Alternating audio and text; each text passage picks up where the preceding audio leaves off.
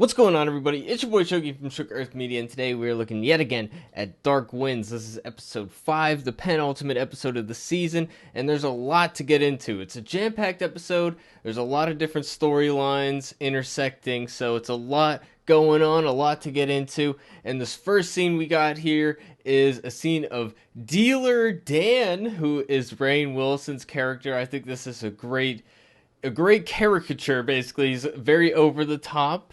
He's a used car salesman, but he's a little sleazy. He pretends to be all about his faith and his family, but based on his actions, he's not faithful to his wife, that's for sure, and by extension, his faith. So he's an interesting character. So far, we've only really gotten teases of him. We get a bit more of his backstory, what's going on with him, just a little bit. But at the same time, I want to see him in the story a bit more.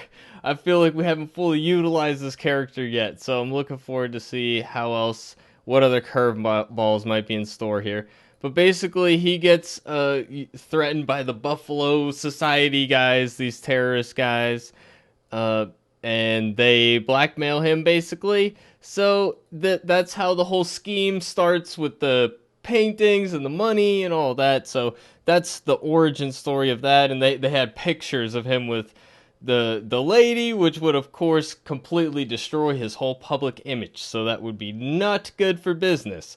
So they hold that over his head. So that's a fun scene. Again, I really like that character. I hope we get to see a little bit more of him here. So, and this is a scene here we get to see the two Leaphorns together. Of course, they're kind of at odds at this point, but the FBI guy is also here. He doesn't know that they're married yet until this moment, and they're discussing letting the guy go, but he's the guy they got last week, of course, the criminal guy in the Buffalo Society. He's in the jail cell, and they can't let him go yet because he's still getting medical treatment, so that's what they're talking about here in this scene. And we got a great scene here with Chi and Bernadette, and they're talking about, of course, the revelation last week that he is FBI. She's like, "Why didn't you tell me?" And he says, "There's nothing here for me," just kind of disses the reservation, and just saying that he wants to go to DC. He's Mr. Big Shot now. But of course, the whole reason he was there was contradictory to that. But, yeah, so that ends negatively. And then we got Chi out here with the FBI investigating. And maybe I was wrong. I was speculating that the whole DC assignment that was being dangled was all smoke and mirrors and wasn't for real. That was my theory. Looks like it's real here.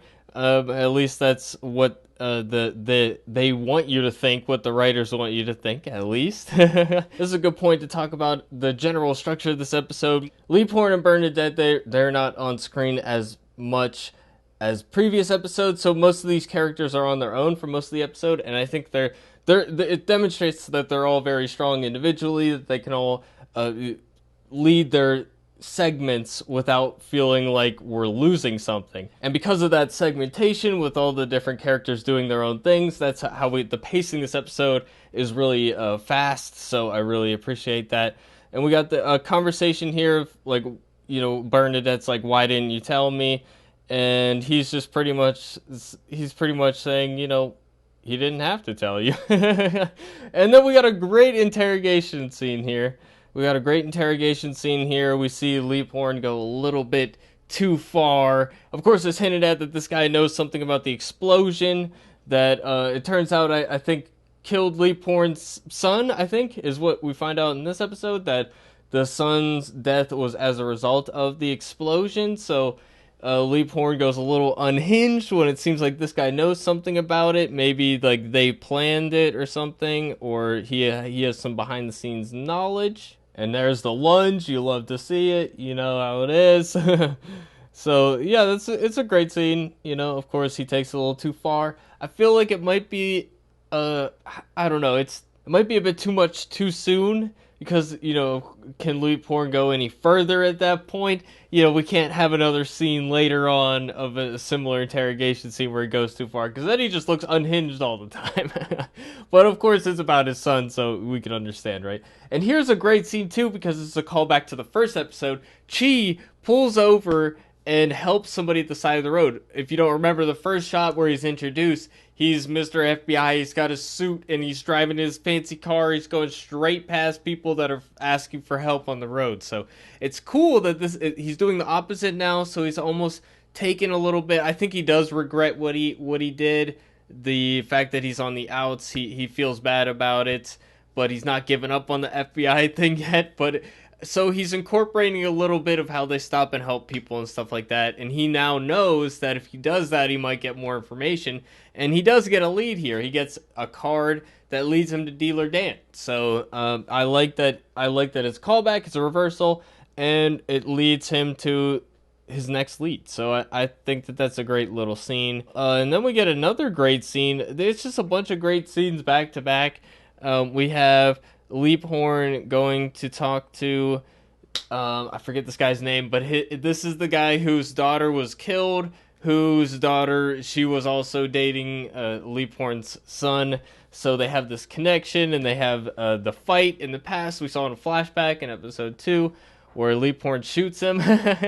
But yeah, so I like this scene a lot, and it's been built up this whole time. So I like that he of course, Leaphorn comes here to ask him about why he didn't go to work with the explosion. He knows he needs to know more about the explosion at this point. That's going to be important later, he knows. So he's trying to find out, and he says that somebody told him about some reports of people getting sick or something like that.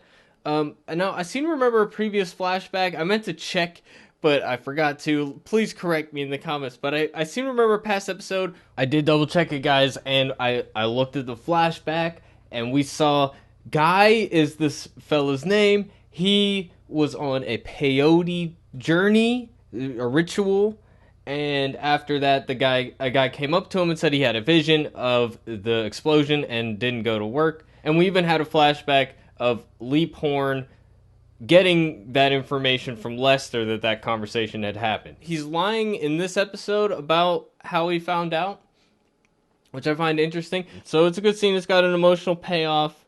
And then, the big emotional payoff is he kind of breaks down crying and says he didn't understand what Leaphorn was going through with the loss of his son when they had their first fight. So it's kind of all stemming from that. So I appreciate that, and we're getting a lot of bookends here for things that are set up early on.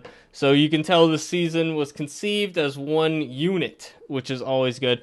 But it does feel a little short, like we're kind of rushing to certain things. Like maybe if we built this up a little more, maybe it feels like 10 episodes instead of 6. But, we're stuck with 6, so I understand they had to rush things, move things along a little faster. But that's my only real thing, is that some of these scenes get a little bit rushed, maybe. So we got a good scene here, a breakout scene, and we get another like spooky, supernatural-ish type of scene. I really like how they pulled this scene off. So maybe the supernatural thing is working after all. But Witch Lady comes in and breaks the guy out, and we'll get back to that later. And then we get Dealer Dan talking to Chi, and he tells him the whole money laundering scheme. Maybe gives away a little bit too much. He finds out that he's kind of being blackmailed. He sees the paintings there. Chi's putting things together, so I like to see him investigating stuff. And he doesn't have anybody to play off in this episode. That's why, like I say, the strength of the characters are showing in this episode, with everybody doing their own individual thing, and yet you can see everything that he's thinking and realizing in the episode just by watching it. So I really appreciate that. And we get this guy who owns the oil fields. Leaphorn's here to talk about why he's even interested in buying the oil that's all been drilled. And he's like, no, there's uranium under there. So they talk about that. I like this scene that we set this guy up earlier, and we're getting a payoff here. And now he mentions how the Buffalo Society is trying to buy up the land around the oil fields, and mentions those guys coming to his house. Now we got a previous scene last episode, I believe, where one of the guys who was in on the heist, the white guy who was in on the heist, he came to him saying he's going to lead him to those people. We don't get any more information on that. In fact, he doesn't tell Lee Porn about that. So he knows more than he's letting on as well, which again adds to the intrigue. And I like how everybody is withholding information. It's cool. Bernadette realizes that the guy's escaped. She's panicking. And then here we get to kind of the one scene in the episode that I got to critique a little bit. So I was not too fond of this scene. Again, it's a symptom of being 6 episodes. I got to put everything in here. But they've been building up this conflict between the Lee Porns, Emma, I'm pretty sure is her name, Emma and Joe. And this moment is supposed to be the climax of that, where this is the finishing the argument that they were having at the dinner scene that went so badly. But to me, it comes off a little cliche because, it's the classic, oh, you spend too much time at work and you need to be here in the home. So I think why this scene rubs me the wrong way is that it just feels out of context of what's happening in the story right now, because it was established in the first episode, having a double murder on the reservation and dealing with the bank heist and all of that. It's a very extreme situation for what they're used to dealing with. So maybe he's a workaholic and stuff. It's the classic. He spends too much time at work, and the wife needs him in the house and stuff. And and I understand that argument, and it's got to happen at some point. But it just feels out of place because these are extenuating circumstances, especially right now. They have a guy literally on the loose. There's a criminal that is a murderer out on the loose, or a potential murderer at least. He's out on the loose, and she knows that they're understaffed. They only have a couple cops, so she should be scared too that the guy might do something wrong. So it feels out of context to be having this argument. She knows how rare it is for murders like this to happen. She should know. She's like, you don't have to go. It's like, yeah, who else is going to? Like, I don't know. I found this argument extremely tiresome because of the situation that they're in. It's so ridiculous, and she knows it. She knows the extenuating circumstances. It just feels very forced, and it's hard to be on board. The previous scenes that they had where they're arguing, you can see both sides of it, and I like how they set everything up to this point. But this, it feels premature, and it's just out of place considering everything that's going on. It's very tiresome. So I really didn't like this scene, and it kind of spoiled some of the earlier scenes for me because the payoff wasn't there. But I don't know, some revelation that he didn't want his son to leave or something. I don't know. I don't know what I was supposed to get out of it, to be honest. And then Bernadette is here with somebody who I believe it's the girl's grandmother who survived. I could be wrong in the first episode, but she's kind of cleansing herself after dealing with the crazy witch situation. And then we got Chi here with the Little Pockets, whose nickname I enjoy. But he brings the case file, and apparently the FBI got the double murder case file. Apparently the guy in charge was saying to get rid of the file. So I don't think he cares for the fact that he got rid of it. And there's evidence in there that is important. He calls Lee Porn's office, and I think the thing is that he was planning to go there to bring them this evidence, but because they don't answer, because things are going on, he leaves, I think. So, it'll be interesting to see how that develops from here. And this is a great, I really like this scene here, this little climax fight scene they have. I like how they did the camera work, a lot of tracking shots. We feel like we're really there with Bernadette is from her perspective. And they really did a good job making the spooky. The set dressing is good. Colors, I like, how the walls are kind of orange, and we got the orange of the candles. So there's a lot to like here, and then the fight scene happens. And, I was like, I lost track of where the gun was. So maybe I missed something there. But I enjoyed this little scuffle. It was fun, and some of the effects, and I guess I'm kind of warming up to the supernatural thing. If we're gonna have some scenes like this, it's kind of fun. It's a nice horror thing. I especially like the shot. I think I missed it, but when she's running to the door slams behind her. It's a classic horror movie shot, but I liked how they did it. And then they set the house on fire, and the witch lady's trapped under a bookcase. I'm not sure exactly what happens with that, but she has to leave because she's Bernadette's caught on fire. She has to leave. She can't help the lady in time, and who knows? I don't know that they really specify what happened to the witch lady. Definitely let me know in the comment section what you guys think. And then painting lady who got bit by the spider is now waking up. I don't know if this is because the person who cursed her was involved in a fire. Maybe the person died. I feel like I'm missing something there, but you guys let me know. I feel like the comment section will help me out here. But I'm liking the pacing of everything right now. It's really exciting. Everything's coming together. Lester, the store owner, calls with the information that the girl is awake. Now Bernadette knows where the escapees are going to end up. They know that they're going to go to this lady because this lady has information on all of them. So the Buffalo Society would have it in their best interest to make it so she can't answer their questions.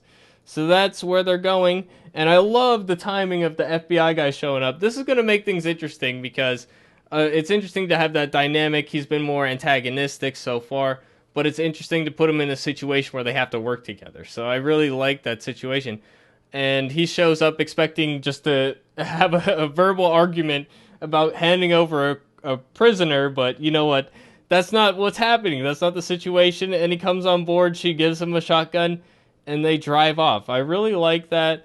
And then we get the reunion between the Buffalo Society guys, and the other guy's questioning. Scarman is questioning this man murdering his grandfather. Says he doesn't know what to believe anymore. So we're building up more conflict there. We're going to have something explosive next week, almost certainly. And we're driving with Bernadette and the FBI guy. It's a cool shot. And I hate this cliffhanger. We get Lee and he crawls on a rock. The prisoner's right there, and we cut to black. And I hate cliffhangers like this. It's really cheap, honestly. So I'm not a fan of the cliffhanger, but you know what? I'm excited to see where the season finale leaves us, and excited for season 2. This is renewed for those who don't know, so I'm really excited. I like this show. I'm thinking it might be a new classic for AMC. We'll see how the finale works out. And I had my criticism of one particular scene, but other than that, I'm really enjoying the show. So let me know what you guys think in the comment section down below. Would love to hear from you. Definitely hit me with the like if you like, and sub if you want to see more content like this. And I hope to see you guys in the next video. And with that, it's been your boy Shuggy. Thanks for watching, everybody. Peace out.